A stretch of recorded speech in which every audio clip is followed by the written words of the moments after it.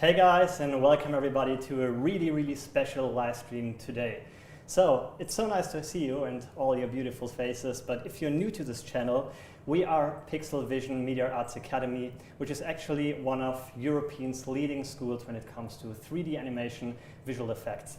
But why is this stream today so important? It's basically because we are hosting two amazing 3D visual effects artists from the big company PIXOMONDO. And for you guys, the most important thing is that they actually started their career here at PIXL VISN. So not so long ago, they were themselves students here in this academy. So I don't want to mention too much, but we're talking Game of Thrones, we're talking Mandalorian, and their ways just from the start here at the school to the biggest productions you guys can imagine. But first things first, I would love to introduce you to a really special person. So if you're a student here at the school and you've got any problems with your computer, or if you need help in 3D VFX or animation, or any questions around those topics, then this is definitely the man you want to give a call. I'm really honored today because I'm allowed to introduce you to one of two founders of PIXL VISN. His name is Rob Innes. Welcome to the stage. Hey Rob.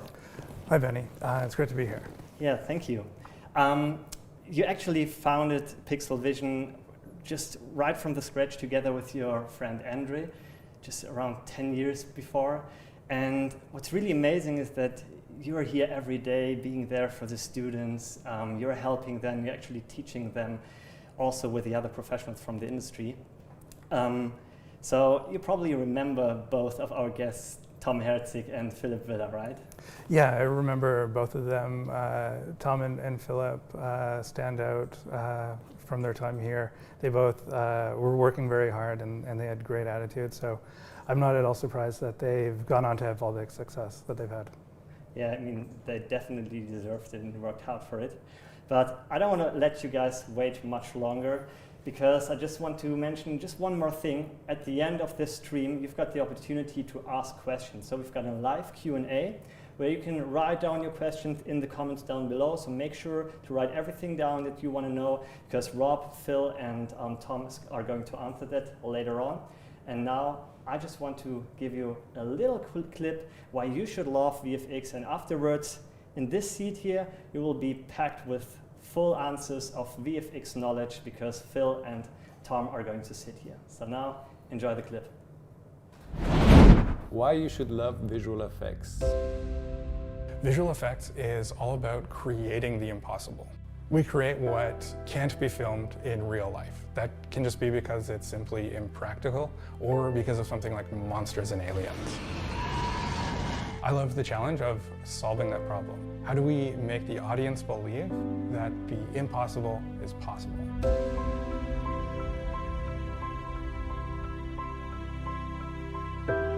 It's especially fun to deal with the details, to bring the result to the best possible point.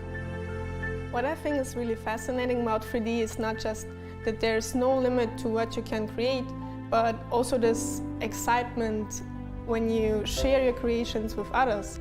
And I always feel like a child who painted a picture and shows it to her parents. It's like sharing a part of your mind.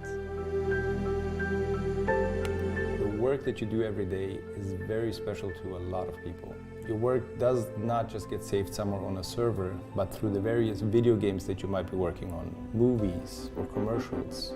The work that you do gets seen by millions of people all over the world.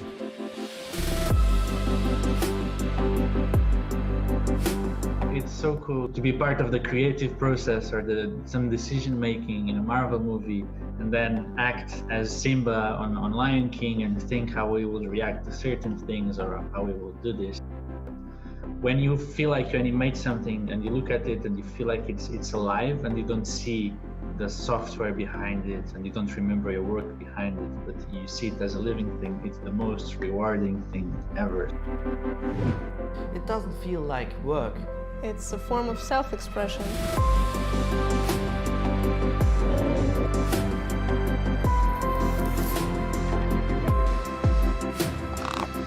It's always pleasant to introduce people who never even considered this kind of path to 3D and see them get fascinated and excited.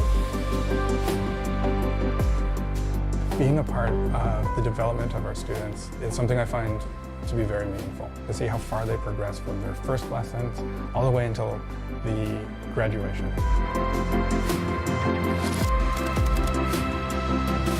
I especially love being able to go to the cinema and seeing the films that our alumni have worked on, and staying until the end to watch the credits and see their names.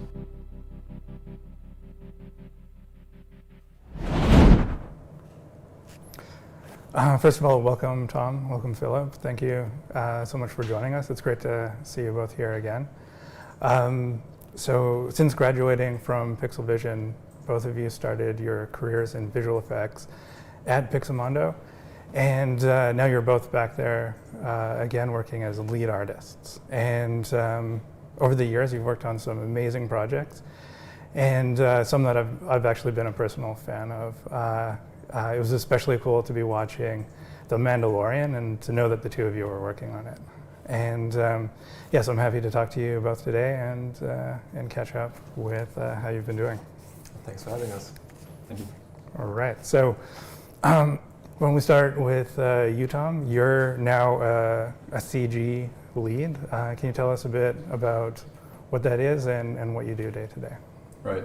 So the idea of an CG lead in a big production is basically keeping an eye over the whole department. In my task, basically in the asset department.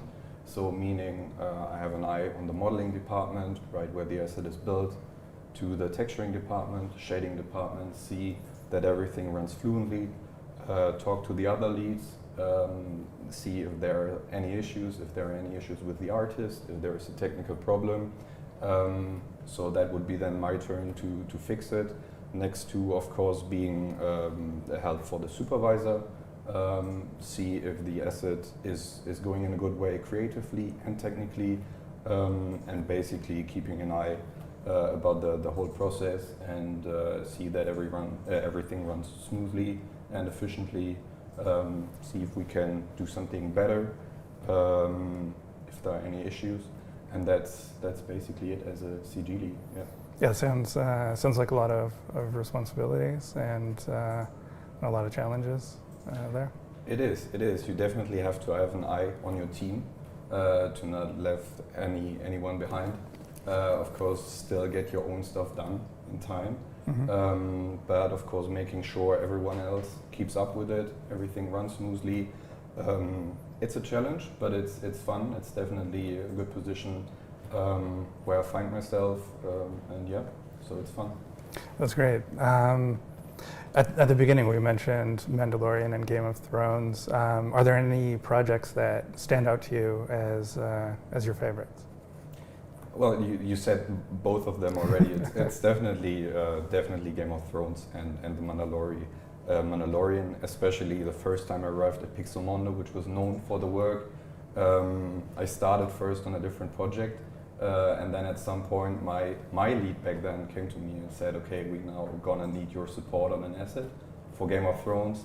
And then it was like, okay, I got shivers, and now I knew it was time to show my skill now. I mean, it was on the show before, of course, too, but Game of Thrones really still gives me shivers when I hear the soundtrack, right, which is like super epic. Still see the old stuff, the new stuff, upcoming stuff, and Mandalorian was another big highlight for me, as I had the chance to work basically on the original studio which came up with that whole Star Wars universe, which is Industrial Light and Magic and Lucasfilm. So going through the hallway, seeing the figures standing in the corner, seeing the posters, the guys who worked on it, it was a crazy experience, yeah. So definitely the both projects. Yeah, that would be amazing to work there. For people that don't know, Industrial Light and Magic is really the founder of visual effects. George Lucas created it for Star Wars, and to come back to that studio to work on a Star Wars project again would be amazing. In your role, you're kind of what's called a generalist. What is that, and how does it compare to being a specialist? Right. Well, the specialty of a generalist is basically all the departments. So to keep the overview and see how you can bring an asset from A to Z. So it's definitely challenging, but it's fun as you still refresh your skills. You keep everything in loop. You have a big overview of it. Of course, you have to stay updated with a lot of software, so it's quite challenging. But it is fun though, as I was never really. It was super hard for me to specialize myself, as I always liked most of the stuff. Right. So I was fighting against it in the beginning, but then actually realized, well, it can be my strength to want to know everything and to want to do everything and to run everything smoothly. So at that point, it went from fighting against having to figure out my specialty to just accepting it and making it to my own strength and push it even further to the next limit. Yeah, being able to see how the departments work together and move smoothly between one another is a great asset to have. Right, sure. Especially in a big production, it's super interesting and exciting. Yeah. Yeah, that's awesome. What we have now is a showreel of your work. So some clips of projects that you've worked on, Tom, and we'll have a look at that. All right, cool. All right.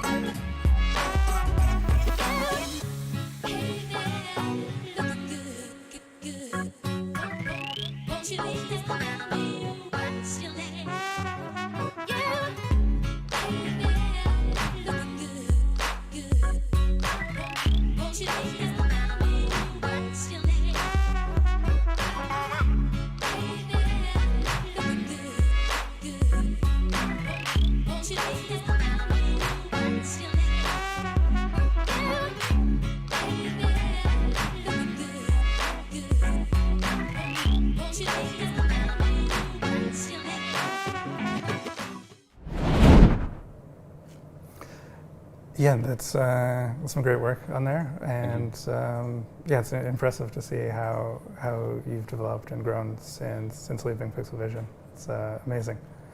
And now onto Philip. So you're an animation lead, and you're actually working now with Tom. So what does your day look like? What does an animation lead do? My day-to-day work, you mean?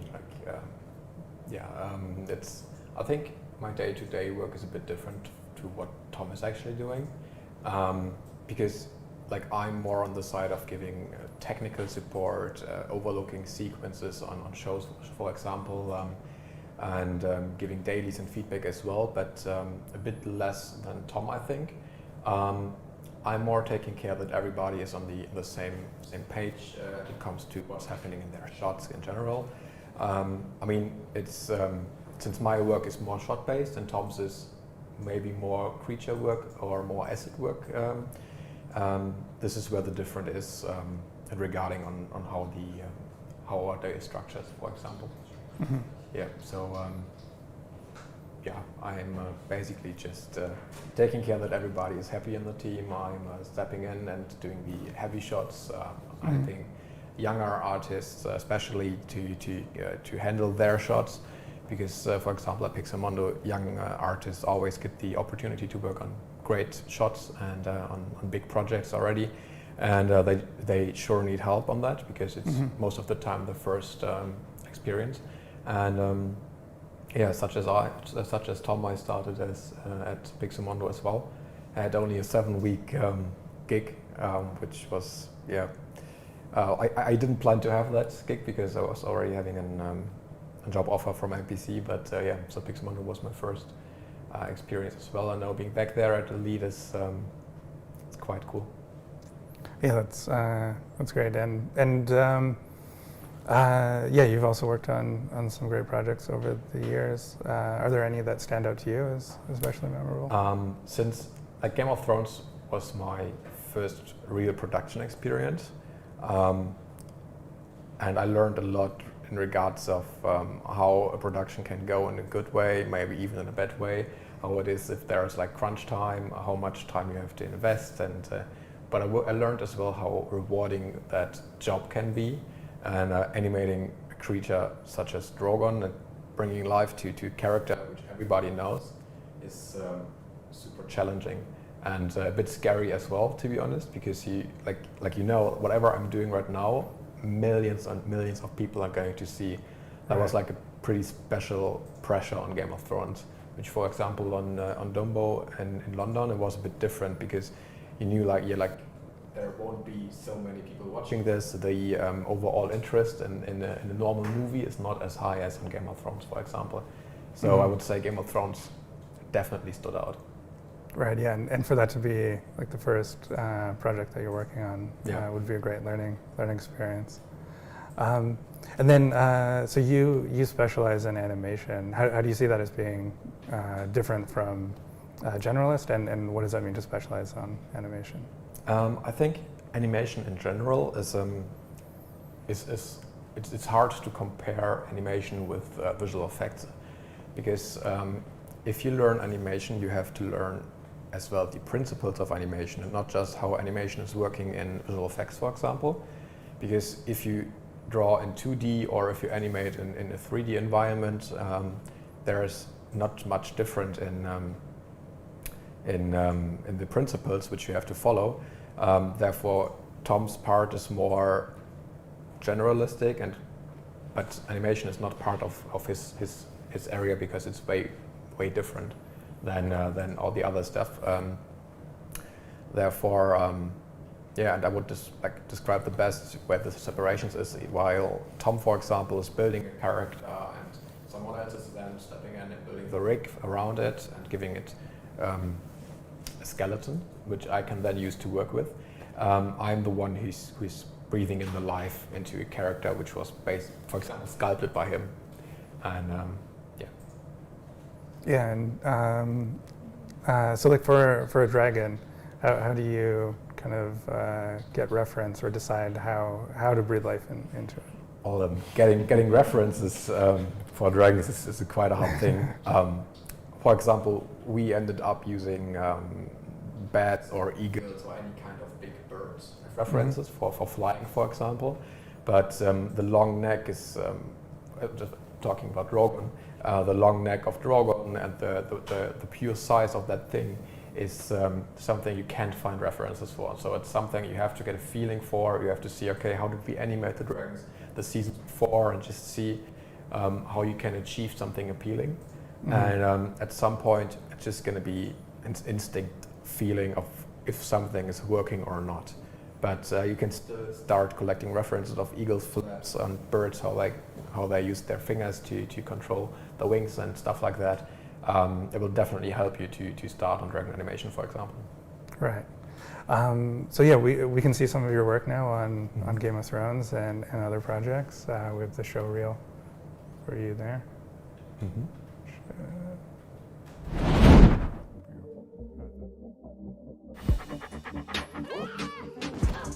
Cleared?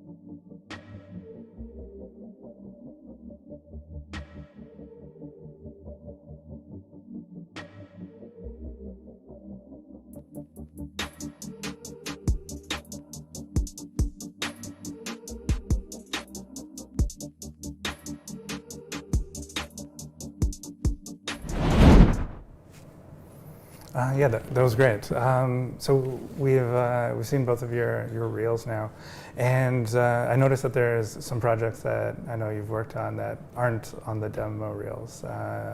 Can you talk about why that is? So that always depends heavily on the production house behind a big production, like for example Game of Thrones or another big movie. As yes, we do the visual effects for that. But overall, of course, it's still their movie. So there are some specific rules to it where they have to stick to, where we have to stick to. It could be stuff like nudity, where we have to really be careful with. There are contracts with actors behind that, so some higher rules we have to stick to. That goes through an approval loop. Some politics Correct. maybe too, so yeah, And higher rules. And I guess, of course, it has to be out in theaters or ready Right. for us to see. That's another topic. Like you can't just like one day after a movie or theater release, you just can't put that in your showreel. Even though if you download it and or find a place to download it illegally, you can't just make it public because it just released to cinemas. So usually you wait till the DVD releases. But even then, some like Tom just said, like some clients do not want that the shots are getting used in artist reels. And of course, there are other reasons, like if you have many repetitive shots showing the same stuff. For example, having 10 shots with airplanes in there, it's not adding anything up to the quality of your reel, because I don't have to show that I can animate airplanes 10 times if I already have one great shot in there which is shown, okay, I can handle that. So it's always, always have to try to find a great balance between what you're gonna want to show in your show reel, what adds on quality. Yeah. Great, yeah. And when you work on a project, I guess you find out that you're working on it before it is announced, and sometimes you can't even talk about it to your friends or family. What's it like to have to keep that secret? That was pretty interesting while working on Game of Thrones, because I think we both knew what was about to happen in the last season, in the final sequence, which is like one and a half years. Yes, it's the biggest spoiler ever to that time, and I think we knew it like 1.5 or 2 years before it was released. Yeah. So it was a really long time, and I mean, you can imagine trying to keep something like that from your family and girlfriend and everything. Even if you want to tell them, they usually do not want to know, because they don't want to get spoiled as well. So yeah, same for us. It lost a bit of the romantic feeling of a movie, to see like what does the end look like. And even not knowing what happened before. So you just get one sequence, so you see the spoiler, but you don't know how did it come to that point. Yeah, so that's always like a lot of theories going on then in the company. Yeah. Right. And fun fact on Game of Thrones, we didn't even know if we were doing like a fake end, because they were like super, like they made like a whole bubble around what we are doing, and everything outside we didn't know anything about the rest of what was happening. And like I think till the last day we still thought we might do a fake end, which no one is going to see. Right. But luckily we did the real end of Game of Thrones, and not one they just did for NDA purposes or whatever. Right. Yeah. And I've heard other movies they've gone in and to a lot of great lengths to keep the spoilers secret, including keeping actors and everyone out right up to the last minute. Yeah. And then can you tell us about what you're working on right now? Kind of. Like, let's say we can at least say what we're working on. Like, we are now back to the world of Ice and Fire. So it's Game of Thrones spin-off, which we are now working heavily on. Yeah, the official title is known. So the official title is known. House of the Dragons. Yeah. And we can say that we're doing some creature work, but not any detail further than that. Right. Yeah, but not only creatures, we have as well environments. Right. A lot of environments. Yeah, and just a lot of stuff to work on. So it's not going to get boring for us in the next couple of months. Yeah. Yeah, that sounds exciting. I'm sure a lot of people are looking forward to seeing the next chapter of Game of Thrones. Yeah. Just moving on to your histories. There are some parallels between the two of you. I mean, obviously, you're working together as leads at the same studio, and you studied here at PIXL VISN.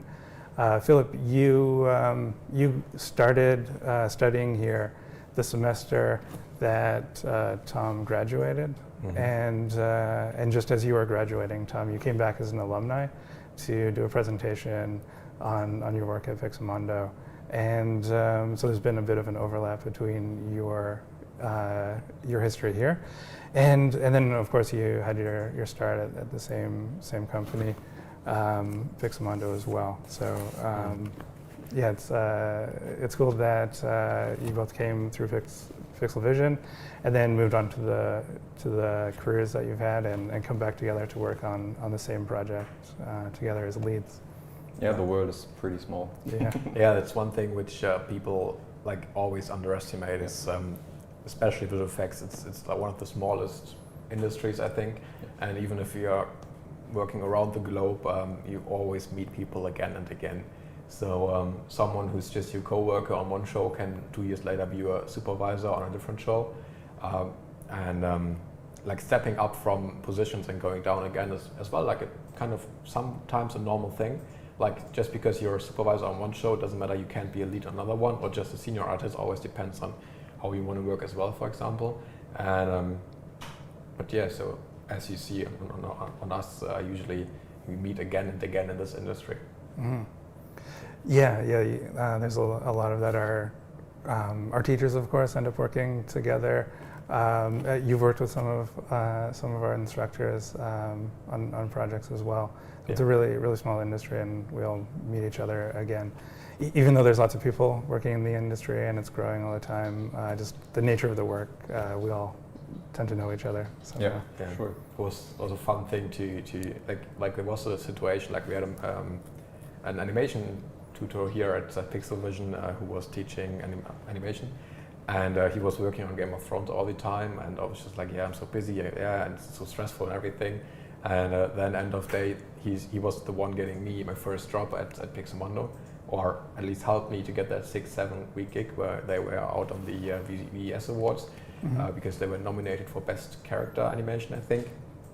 And yeah, it's quite funny to like 1 second he's your instructor and you look up to him, and the other one you're just in the same room animating the same character, which is quite a big jump which you have to get along with, to be honest, because yeah, from the classroom to the visual effects studio within like a couple of weeks can be a bit overwhelming. Mm-hmm. Yeah, for sure. Yeah, and then working at different studios, I imagine is different, like MPC versus PIXOMONDO. Can you talk about what that's like, or ILM as well? Yeah, it's definitely a big difference. First big difference is the size of the company. So with ILM London, I think there were at that time around 800, 900 people working at the company, where PIXOMONDO Frankfurt back at that time was around 60 or 70. Wow. So, but still, it's you still have that feeling of a familiar atmosphere where everyone shares the same passion. So they are still there for one goal: making nice images, making nice movies and episodes. So it was funny that no matter how big the difference is, no matter how different the company is or the studio, they are still there for one reason, and that's like making great movies. And keeping that passion in every studio is like, yeah, you just change the place, and of course maybe you use a different tool than on the other one, but at the end of the day, you're still there. By the end of the day, drink a beer together, chat about projects, chat about stories, what happened. So yeah, it's a different location, it's different tools, different sizes, but at the end of the day, it's the same passion and the same fun. Yeah. Right. Basically what Tom said. So yeah, it's quite interesting to see that, for example, like I said before, this is a small industry, And one thing which is keeping all of us together is a passion for movies and creating beautiful images. And yeah, it's just quite interesting because it doesn't matter who you meet in this industry, they all have that. And it's cool to have something in common. And I don't think this is something which you find in every job or every industry. And yeah, you don't end up being a visual effects artist accidentally. Like it's something you aim for. Yeah. You go to school like to PIXL VISN and you try to learn it, you try to find a job and yeah. Yeah, you both brought up passion and interest, and that's something we always tell people that are interested in studying here is you have to be passionate. It's really important in your success, and it helps you really move a lot farther into the industry. And like you said, it's a big part of your daily lives when you're working in studios on different projects with that one goal of making great work. So like, where did that passion for each of you come from? Like, what sparked your interest in the industry, and what made you want to work in visual effects? So for me, it all started, I think, with playing video games. So I was always kind of obsessed playing video games, and then at some point I started gathering interest in how is this made, like how does this work? And then I had an internship at Ubisoft, and were able to have a small look behind the scenes, and I was fascinated how everything is going. And by that time, a classmate of mine told me about PIXL VISN, and then I went to an open day and saw what was able to achieve when I come here to study, and I saw, yeah, you have great teachers, and it's not just like a normal school, because I always had a problem just getting to the normal German school system and following it, because I always felt like, yeah, if I have A-levels, for example, or if I study something, okay, I have something to open the next door, but I'm not getting, like, no one is looking at my actual skill set. Like, everybody's just looking at a piece of paper. And here we have the opportunity to create a showreel, to show what we love, to show what we like to work on, and this is just great, I think. This is what catch my interest in visual effects, and especially in PIXL VISN as well. Yeah, and you, Tom, where? So for me, I think it started quite early, in the early ages, as my family and my dad and my granddad were already into handcrafting stuff, wood, metal. So that started with some physical handwork there, which then went over into photography. Then there was the interest of changing the image later on digitally, rework it, refine it, and at some point there was moving images, so film and episodic stuff. I saw some breakdowns on YouTube, like how that stuff is done, so I got interested in it. Started to research, like, how is this stuff done? How can I learn it? And that was basically the part where PIXL VISN came in. I saw the first commercials, seeing images, and I was like, okay, yeah, I want to do that now, as it kind of combines all together. And the special part about it is there's no limit. It can be everything. So that was the challenge. Try to make stuff photoreal, so you can't really judge, is it real or is it 3D now? Mm-hmm. Making the audience believe it, and bringing every skill set together, doing handcrafting stuff, thinking about animals, thinking about environments, combining this, destructing this, and that was the interesting challenge about it, yeah. Yeah, that's great to hear how your kind of passion in this got you both interested in the industry, and it seems that that led you both here to PIXL VISN. And maybe you can talk about some memories you have when you studied here, like feelings you had, or what the atmosphere was like. So yeah, I remember definitely long nights back then, and really finding one interesting tool after the other, and really it was kind of a video game. You can't stop at some point, and then you found that interesting thing, then you found that. Sharing that with the other guys, making the other ones better, they make you better. Of course, you have the feeling of seeing someone else's great work, so it was automatically a motivation for yourself too, to increase your skill level now, mm-hmm. to come further. And really that having that community of passionate guys doing the same stuff and really bringing it to the next level, that was definitely the most fun part here. And of course, meeting instructors and mentors. Yeah, it's quite an interesting question, right? Because over the time when Tom was here and then I came, the school I think grew a lot, from a really small size to medium size and now even bigger. But it's basically the same aspects, like all that whole atmosphere being here, and everybody is here for the same purpose, because we all share the same passion of creating art or creating movies, for example. And I think this is like the first time you get in touch with that general atmosphere in that industry. And I think when I first came here, like that whole exclusive feeling which you get because you're working in a film school and everything, was felt really great, and it was just cool to be in the same room with all the other guys, and you start working and everybody has the same passion. Just like now, basically. Yep. Just now it's a normal thing, and back then it was the first time you got in touch with it. And yeah, in general, being able to work with people in the same room, share experience, share knowledge and everything, all of that communication was just a good time thinking back, definitely. Yeah, it's that was important to us to make it feel like a studio, because you know, we're training you to go out and work at these studios, so you should have some experience and know what it's like before you get into that. Definitely working well. Yeah. Yeah, you're definitely proof of that with what you've gone on to achieve in the industry. Yeah, so while you were here at the school, how did you feel that you progressed in terms of your skills in the industry and also like your personal development? I mean, the skills, of course, got way better. You learn it with the time, and everything else is, yeah. I mean, it gave a super great base to evolve on, and yeah. So the base was set here, definitely. Yeah. Right. Definitely.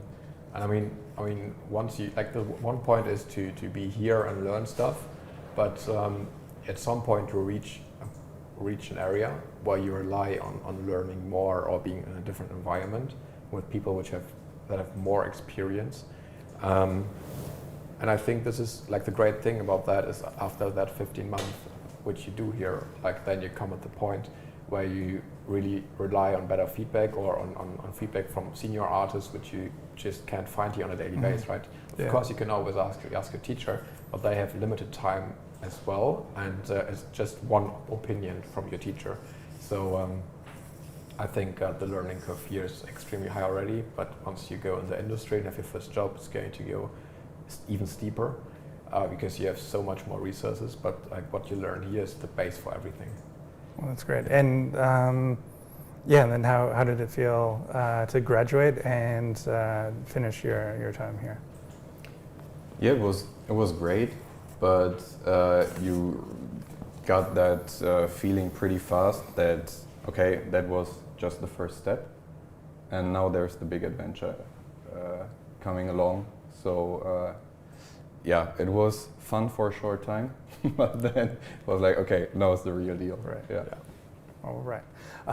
So yeah, now we're going to go ahead and have a look at your PIXL VISN show reels from back when you graduated.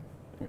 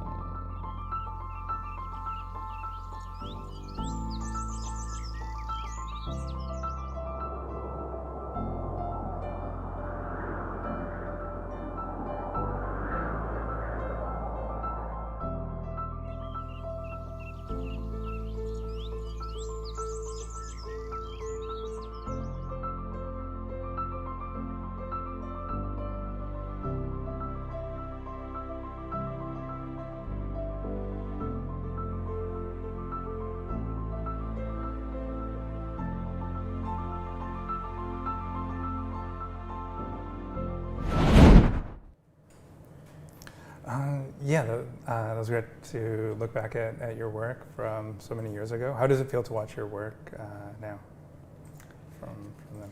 Weird and good at the same time. Yeah, So, it's, like the good part is that we are better now. Yeah. But no, I'm just kidding. It's a weird feeling to see the things.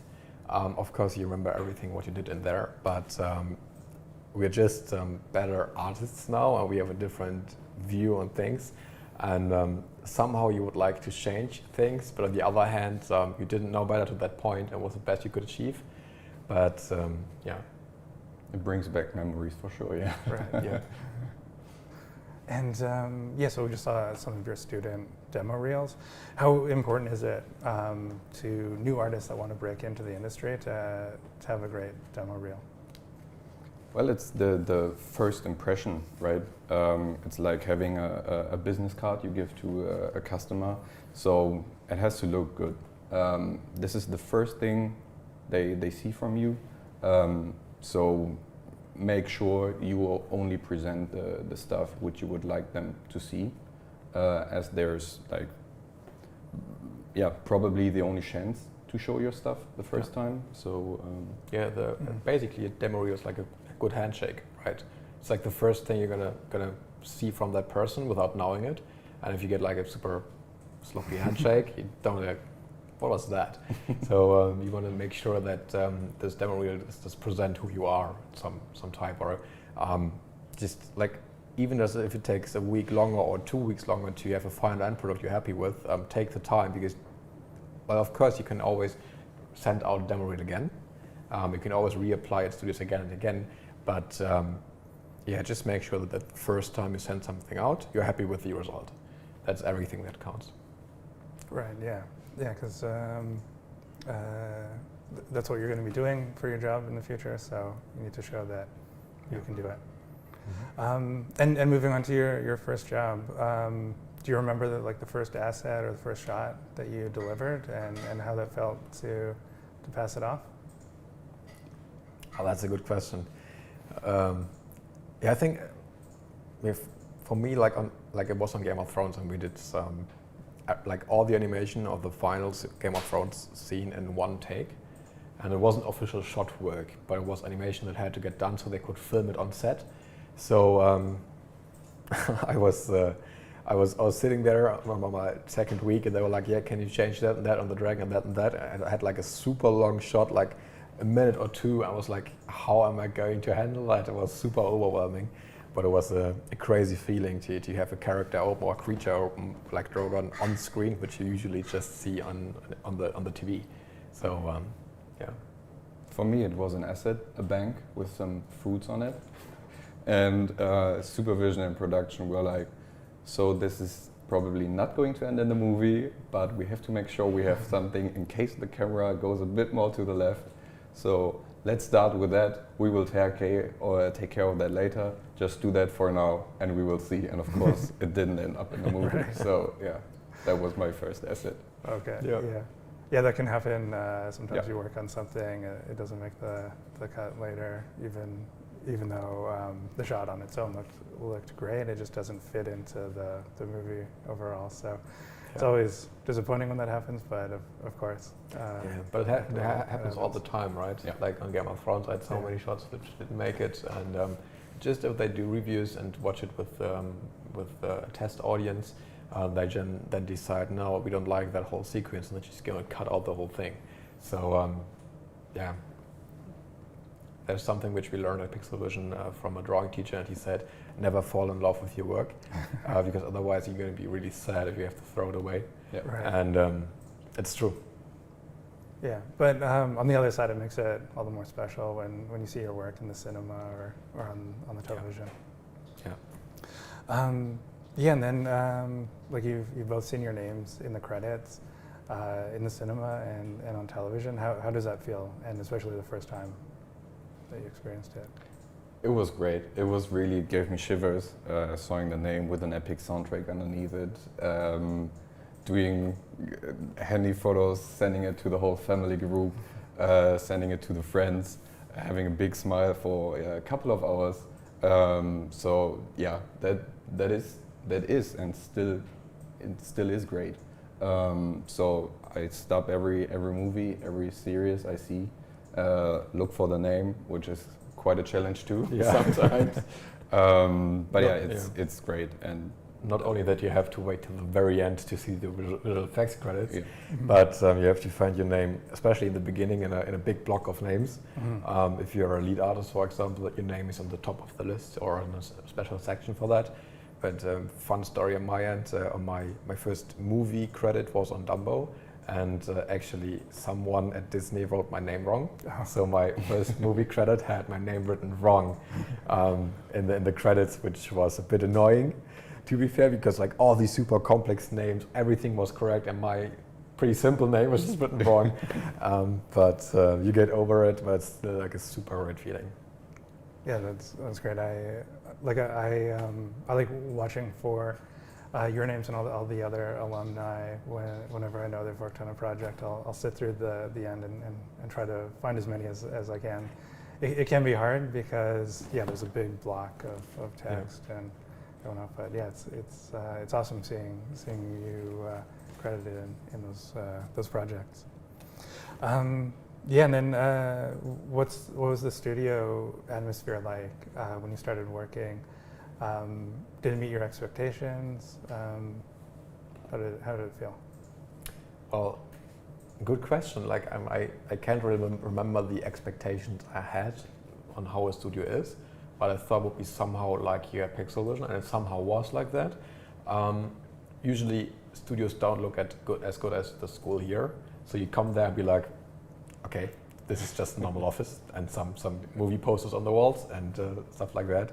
But I think the magic is happening actually on the screen where you're working at, and as soon as you start talking to your co-workers, you pretty much recognize, as I said before, you all share the same passion. Great. And you've progressed a lot over the years. Is there anything that stands out to you that you've learned or developed as you've gone from junior artist to leads? So of course there's this technical stuff, the technical skills, tools you learn, but the most important stuff was really working with other people together, see that everyone feels comfortable, share the knowledge. So that was basically the biggest fun with all that. The technical stuff will come with the time, but really growing with the team, making everyone better so they make you better, creating some nice images was the most fun for sure. Yeah, right. Yeah. Basically what Tom said. Right. Yeah. All the soft skills that go alongside the software. And like how did your job change in what you do, in like being an artist, a senior artist, or a lead? I think some people have that thing that they from the very much beginning start to take care of more things than they actually have to. So you get in there and you start asking yourself questions like, why is nobody organizing that and that and that? And I think this is the first point where you start growing into a kind of lead position, because you start to take over responsibilities, which are usually not the ones you have to. But it's to get to a point where you grow, is you have to have people around you which are better than you as well. Mm-hmm. So I think this is a big part on that, and as well you need to have supervisors and leads which step up for you, which help you, which help you to grow in a position, and you have to have examples on how you want to be as a lead and how not to be as a lead, for example. So if you only see how good people being leads in bigger companies, for example, you are definitely missing the experience of having a not good lead. Like, not saying he has to be rude or anything, but there are different types of leading people, I think, and you definitely need some bad example as well to see how you do not want to be as a lead. Right. But the whole journey is pretty. Yeah. And it sounds like you take on the responsibilities first, and then you get the promotion. That's the way. But it's a natural process, though. It's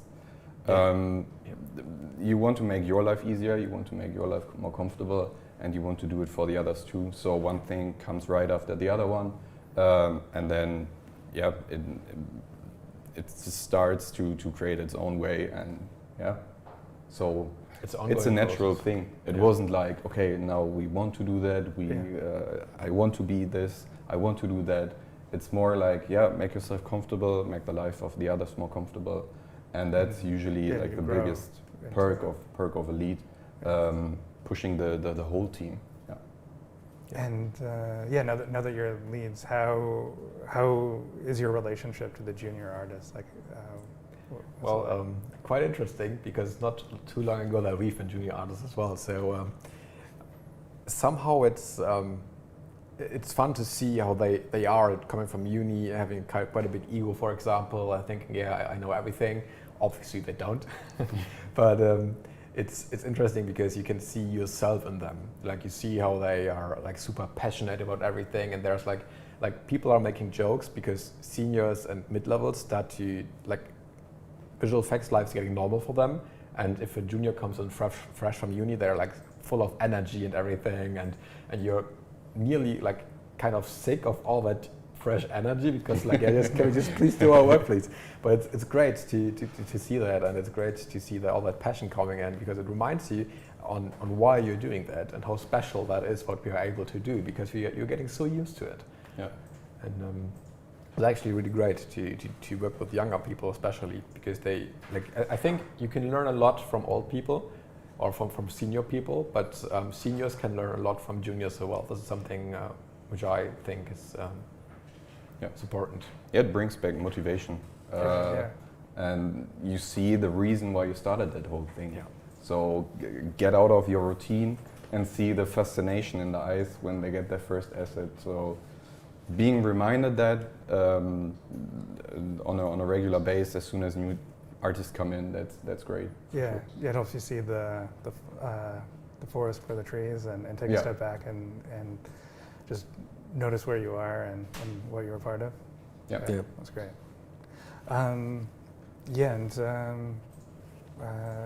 Do you also have a say in recruiting and bringing in new artists in your position?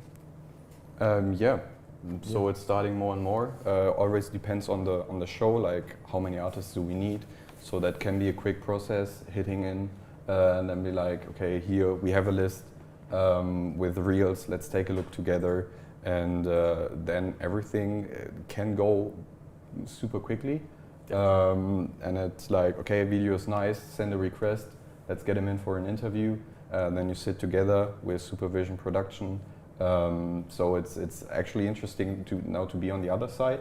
Mm-hmm. It's good to know though how they feel, so you can rely a bit to that. So it's not like, what is your work? What have you done? You remember being in their shoes and what that was like. Yeah. Right. Yeah. And so moving on, there's something kind of exciting emerging in the visual effects industry, and PIXOMONDO is shaping up to be a leader in this new technology, and that's virtual production. Can you tell us a bit about what that is and your experience with it? Mm-hmm. Sure. So basically, I think everybody knows what a green screen is. So basically, put an actor in front of a green screen and remove all the green in the background and put him in front of a great environment. And this has been done for a long time now, and the next step is to put an actor in front of a TV, for example, or an LED stage, and project on there what is going to be there anyways. And so you film the actors in the real environment already and have the correct colors and great reflections. For example, on Mandalorian, you have that chrome helmet, and like everything what you see in there is happening as well, because just as you can see it right now on that video which you are seeing, you have that huge LED stages where actors standing in front of, and it's just giving the opportunity to add that extra amount of perfection to what you're shooting. Yeah, and it gives you back a lot of flexibility on set. So it's not like, okay, now we have a big process of creating the image, rendering it out for a couple of days, weeks or whatever. It's okay, the art director wants a change in the light, so you can do the change right away. It will affect the overall process, the actor, the image. So things become faster, and yeah, it's definitely an interesting topic, as those stages are huge with the time. So it's literally big cubes and you're fully covered in it. So it's pretty fun staying in there and seeing everything around you. Yeah. Yeah. Especially like that one of the actors, I'm not sure which one, I think he played Dumbledore or Gandalf. He once said like being an actor wasn't like his purpose of becoming an actor wasn't to stay in a green room, and this is what they had to do in it like for years now, and now we are finally back to staying in a real set. So it's even easier for the actors as well to get in the right mood and being in that set as well, because they can see where they're standing in. So it's not only good for the final image, it's as well good for the actor's performance. And PIXOMONDO does have a really big stage in North America, in Toronto, I think, which is one of the biggest in the world. And it's quite interesting because they're actually building sets inside of the stage and then have everything extended in the background. So it's like, it's really, really big. Yeah, it looks really impressive, and I've heard stories of actors not realizing that it was a television and just walking into it because it looks so real. And yeah, we're seeing it used more and more, and yeah, it's definitely amazing. The future of the industry. Yeah, it's exciting that the studio you're working for has such a big role in this. Yeah. Yeah. And speaking of the future, what do you see in your future? Like, what are your goals for the next years working in the industry? I mean, talking about goals is always a bit, yeah, it's a bit hard. But on my list of achievements, I definitely want to work one day in the Harry Potter universe. It's always been a big dream of myself since I was a little kid. I know they're probably not reshooting, or at least not the next 20 years, Harry Potter, maybe. But being part of Fantastic Beasts, for example, would be really great. On the other hand, I just want to grow as an artist, as a person, as a leader, yeah.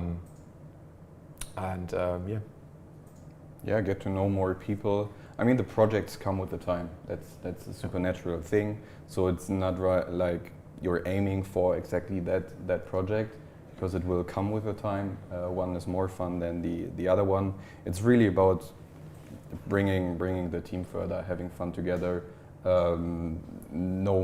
to know more people, and grow the team and have fun. So that's basically it. Yeah, that sounds like a great kind of outlook and goal for the future. And to wrap things up, I'd like to ask some advice that you can give to aspiring artists, and especially like what skills and attitudes they need to make it in the industry. I think especially talking about attitudes, you have to be like, if you join the studio, or if you get a job, let's start at that point, you're probably one of the best or one of the good ones from your university and from your class. So you're used to be one of the better guys, and once you are in a studio and you enter the door, you are out of sudden one of the people with the lowest skill set. And if you grew no ego over the time, it's really not helping you to grow up from that point. Because basically every single artist in there has a better knowledge of what they're doing than you. And you have to go in there like a sponge and getting all information, everything you can learn. You just have to take it and try not to lose anything. I can still remember I was running around in the studio just writing down so many notes of things which I didn't know, would like to remember, just like, okay, how do I animate that? Okay, can you explain me again how I do that? And yeah, I think that's pretty important. Yeah, what I usually say is try to change your perspective on it. Of course, it is your passion, it is fun, but at the end of the day, doing it as a professional, there is money behind it, and there's a client, and they have expectation. So try to fake like a studio day, give yourself deadlines, talk with other guys, get feedback, and really like don't only go to your family and your friends. They will never probably give you bad feedback. So in order to grow as an artist, get honest feedback, get others artist view on your work, and try to set yourself like deadlines. Get used to work on time, stay in time, because in a studio you can't work throughout the night. You can't say no, I'm gonna skip it. So that's basically it. I mean, the skill set, the tools are still, they are the same, like you learn here or you use here. So the attitude and change the perspective of seeing the bigger picture of a movie, that there's a production chain, that there need to be timings, or that you need to keep everything in time. That's pretty important. Yeah. Yeah, that's some great advice, and that's a lot of great tips for our viewers. And yeah, so now we're going to go ahead and watch a video about virtual production.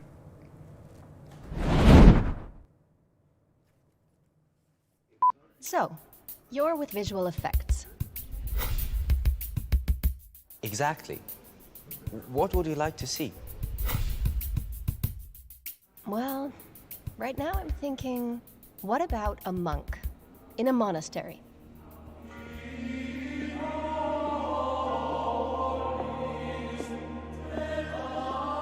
Yeah, that's good. But it's a bit gloomy. Can we brighten it up? Or add something shiny? No. That's not what I meant. I was thinking something slightly more modern. How about a love story?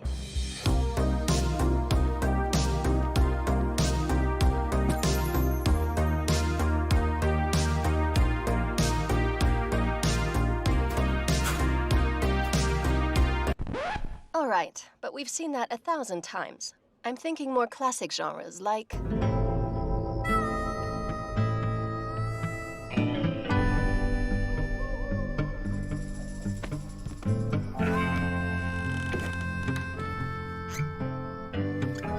Cheers. Now, this is all very nice, but let's address the elephant in the room.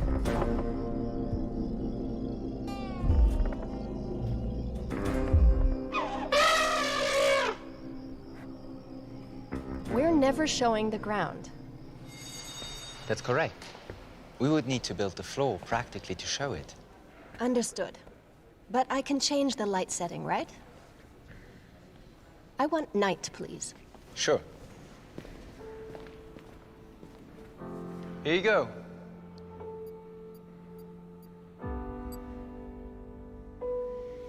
Nice. What else can you do? Have a look.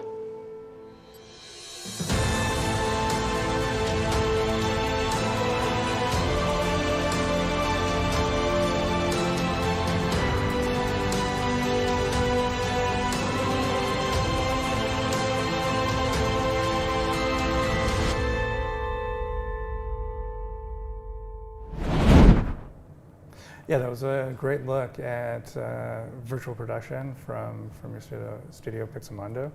And yeah, with this changing technology, how does this affect your work? Does anything change in how you approach a project?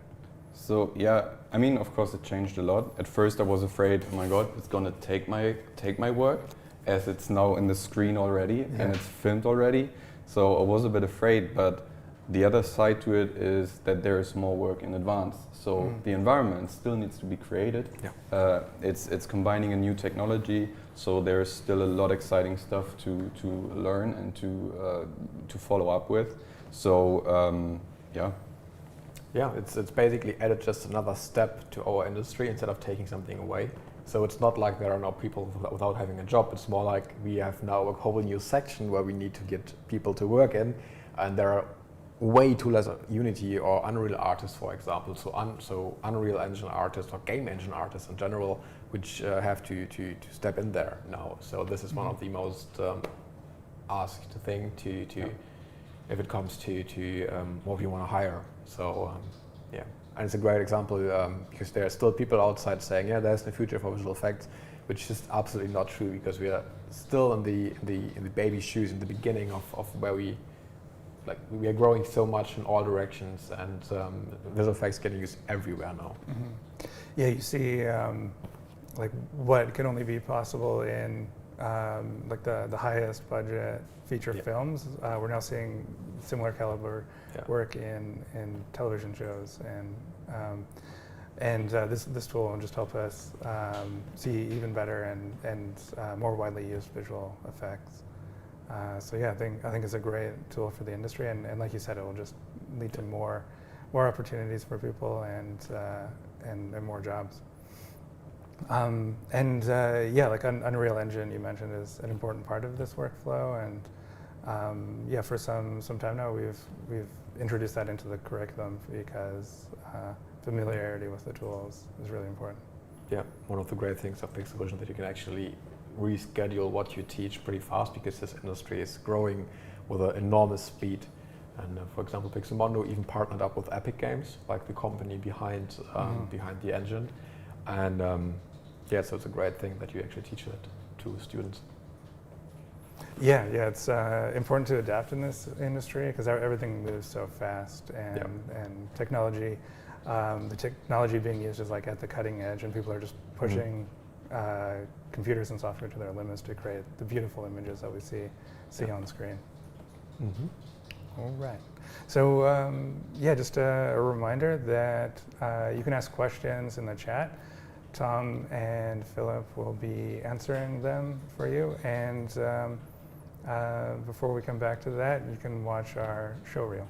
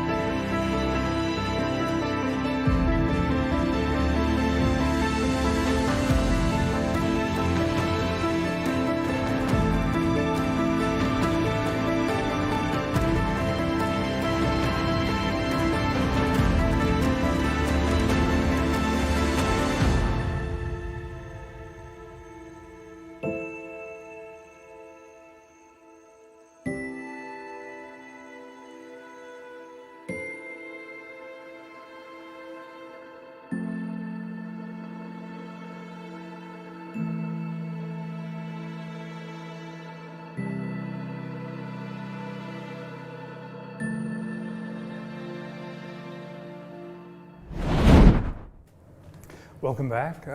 Let's check with Benny. Do we have any questions from the audience?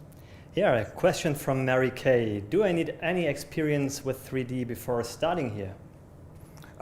You don't need to have 3D experience before starting here. We train you right from the beginning, so you don't need any prior knowledge. And next question. Did you guys feel the need to have experience before coming in? No. It was just a tiny bit, but nothing that I would say I had experience, no. I would say the school picked us up on the very basic knowledge base, and from there on, you're just going to start learning more and more. So it's not needed to have any knowledge before.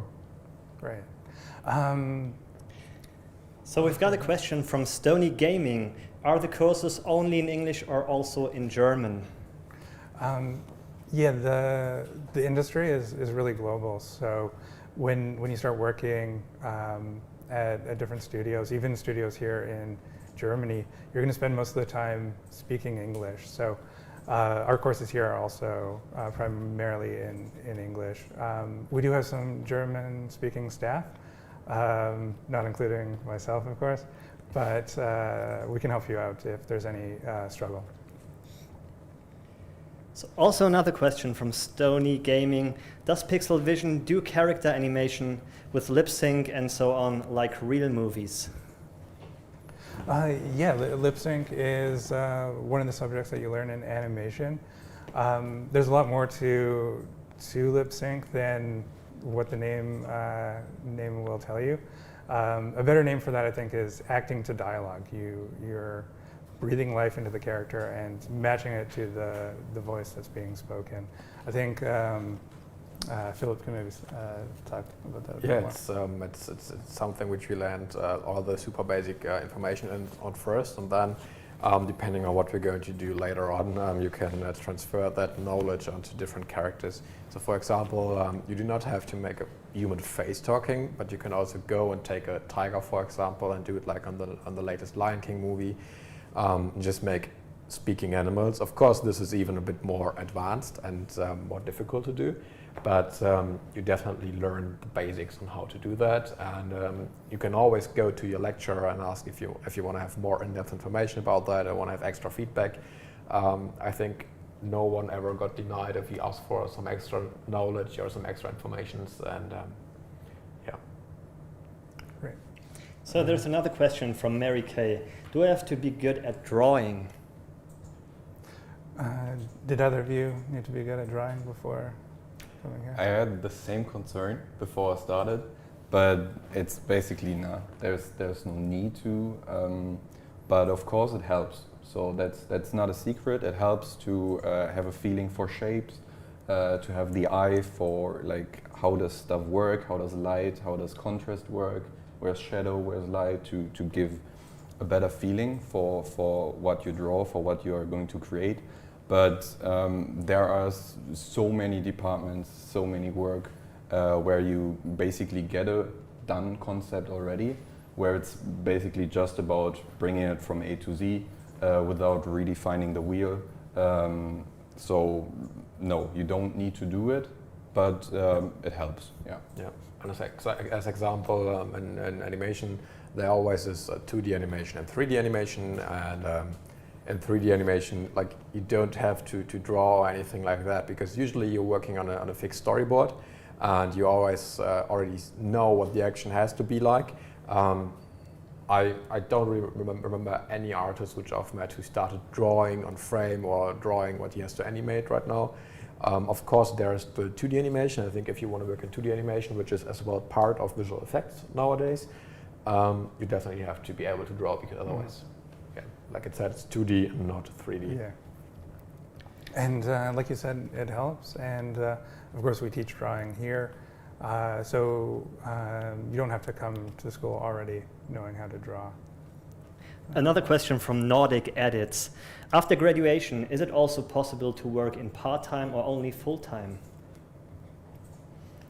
I think there's like not an overall rule to it. It really depends on the studio you want to work for or you're going to work with. So you always have to be in communication with them and in a dialogue. Probably there is, especially with that pandemic thing, which started to evolve or to grow that remote work completely, which wasn't possible before, but at some point it made a switch. So I think there are definitely some areas where you can work part-time, but mostly, so speaking of VFX, movies and gaming is probably full-time work.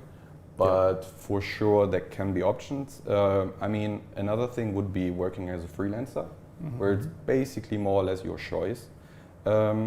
how often and how long you will work. Of course, if you're working for a studio, probably full-time, but then take off for 2 weeks, for 5 months, whatever, and then you're pretty flexible. But overall, most of it is full-time, yeah. Yeah, and especially if you go in as a junior or as a trainee, you want to be part of that steep learning curve which you experience. So I don't know if I would recommend going half-time after graduation, because you should aim to increase your skill level as fast as possible to be part of such a big team if you are working in a bigger environment, or even if you are in a small environment. I think especially the first few months you have to somehow invest as well, and follow up on what's actually happening. So I'm not sure if part-time is beneficial in that situation. But if you work as a freelancer, for example, you can get booked hourly, or just say I'm only working 6 hours a day, 4 hours a day, and then you just have to find someone who pays you. And is it possible? Everything is possible, of course. Yeah. Right. Yeah, I think, like you mentioned, there's opportunities to work part-time, but also at the start, I'd share the same recommendation to put in your dues and work as much as you can in the first year or two. All right, looks like we have another question. Yeah, from Stony Gaming, he's asking, what kind of graduation is needed to start at PIXL VISN? I'm not quite sure the German words for this, but you need a high school diploma, and you need to be older than 18 years old. And that's about it for our hard requirements. We interview every student that joins PIXL VISN individually. Dominic and Stefan interview the applicants. We look at your portfolios and really want to make sure that you're passionate about the industry and becoming a visual effects artist, because that is really key to your success in the future. Another question. Are there any more things about the industry that the people that are starting out at PIXL VISN should know? Yeah, I want to pass this one off to you guys. Well, I think it's really that switch from doing your hobby and passion, but keeping in mind it's a production, it's money, there is a client behind it who paid for it. The same like if you go to McDonald's, pay for a cheeseburger, and you want to have a cheeseburger which tastes good. So of course it's a bit of digital stuff, and you paint here, you sculpt there, but at the end of the day it is a product, and so it's still a professional thing. That is something to keep in mind. Yeah, you shouldn't get too emotional about everything. And one thing especially is like if a junior comes to a bigger company and working on a big, great movie, doesn't matter which one, like he's getting his smaller shots to work on and grow first and then getting better shots. Some people tend to start commenting in dailies in front of the supervision production and leads and be like, yeah, but we can do that as well. The hard truth is it's not your movie in the end of the day. So you're there to do the job and to learn, and with experience of like a couple of months or even weeks, like nobody really asks for your opinion. You can say it, but I wouldn't, for example, say it in front of your supervisor and of the whole team, or then just go to your lead and be like, yeah, I have that idea. What if you do that? And then you can still address what your supervisor asked you for. But you can, for example, just make an alternative version and show them, be like, yeah, I had another idea. You could look at that version as well. And then you are not that guy in dailies, just keep talking and talking and talking, wasting everybody's time. Because time of producers, supervisors, and leads is very, very expensive. Yeah, a room full of people, like the minutes are adding up, and all that. So Mary Kay has another question for us. How much are the fees for the training? For the complete education from beginning to end, the course fees are 19,400 euros. And that includes all the hardware and software that you need. And of course, all the education from our expert instructors and the mentoring you receive. And compared to other schools in the industry, we're actually quite affordable when you compare us to other schools globally from Los Angeles or other parts of the world. Quite a bit cheaper. Any more? So we're waiting for another question. And there's another one from Mary Kay. Tom and Philip, what was your most memorable moment during your job? There's one thing which comes to my mind immediately thinking about that. It's more of a fun story, to be honest. But I was working in London on the one and only Ivan, and we were on the same floor as the cinema of MPC, and Danny DeVito was there and reviewing like his character, because he was the voice for Talking Dog, and so he was there looking at our animation and see how the progress is, if he likes it or not.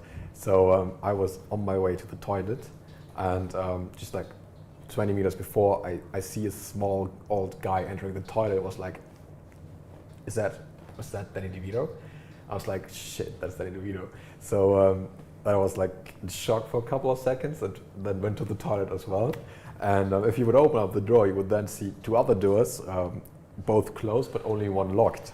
So yeah, so these doors have like resistance, so you have to press really hard, and then they get released, and then they slam open like really hard. So I obviously went to the door, which was unlocked, and pressed really hard on that door. And unfortunately, Danny DeVito was standing there and doing. So I slammed that door in the back of Danny DeVito, and he's really small. The handle was pretty high, so I think I slammed the door handle in his neck, and yeah, that was a pretty intense moment. But he was like, "Oh, I'm so sorry. I should have locked the door." But I could see he was a bit in pain, so I could have easily killed Danny DeVito, I think. But it was overall a fun thing to experience, because Danny DeVito is pretty small. He's like 1.47 m or something like that, and I'm like nearly 2 meters high, so I'm way taller than him. I'm standing there in front of him, and he's like super small, and yes, things like that which make our job even better, to be honest. Because like seeing people which you only know from movies, for example, is such a weird thing, because you look at him and be like this is so surreal, because he's supposed to be in the movie, not here working with me. So yeah. For me, it was actually, I haven't met any actors, sadly, yet. I mean, during the job. That's why I made myself an actor. So actually, in some of our stuff, we did little cameos with our artists. We had like a bicycle gang in one of in an action movie. So it was a big environment shot, and you saw some bicycles riding down a night street, which is basically more or less us with our face on it, and stuff like this, or like even using my own back skin texture for another character in the movie, which was basically in a sex scene. So it was some area on the back which we had to remove. So it was like, okay, we need to create a skin texture now and a skin look. So I was like, okay, why not taking my own back, making a photograph, photoshopping it nicely so there's no hair, no pimples, and basically building the asset with it. So yeah, that was quite fun too. Yeah. Yeah, there's always stories of artists sneaking a bit of themselves into the movies, yeah. We've got another question from Nordic Edits. What is the exactly work of a VFX supervisor? They still animate, etc. One thing I want to say at the beginning of that, usually you would say the visual effects supervisor is the one who's taking care of everything. But since animation is such a specific topic, visual effects supervisor and animation supervisor work super close together, because they kind of rely on each other. So the bigger the company is, the more these two are just working their things. So it's not you give your animation away and the animation the supervisor is going to get feedback on it, for example, and then the visual effects supervisor is seeing it again. The step is in animation that you go to the animation supervisor and he decides if it's going to get sent to the client, for example. Otherwise, you would just create too many feedback loops. So usually visual effects supervisors have never been animators, or not in many cases. I think usually they are coming from compositing, lighting, and more from Tom's area. Yeah, it's rare that they still do creative work on their own, or like asset or shot work. It's more about having the bigger overview, getting the creative feel of the director into our work, see that our works suits them, and yeah, keeping everything in charge. So not really work on their own, only if it's like showing guidance, doing a quick sketch, how they think of it as how it should look, but not that they do proper asset work or shot work. There's no time for that. Right. Another question from Stony Gaming is, when do I choose a specialization in 3D? Yeah, why don't you talk about when you chose your... Talking from my experience, when joining PIXL VISN, I didn't know I would become an animator. Was something like, fun fact, in the beginning I didn't like animation, and then at some point I started liking the idea of getting that character to a puppet.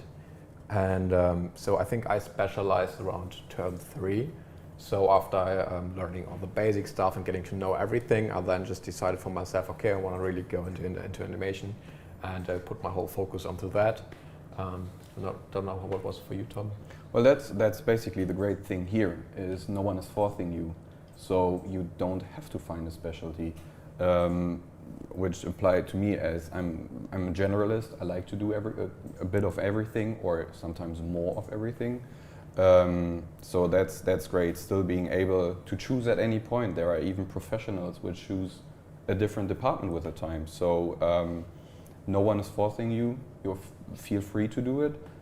If not so, then you can still whatever you like, and you can still change it later on during the process. It's a natural thing with the time. Yeah. Mm-hmm. So we've got one last question, really interesting, from Marcel Pichert. How did the pandemic change the industry, and which impact does this have for the graduated from PIXL VISN?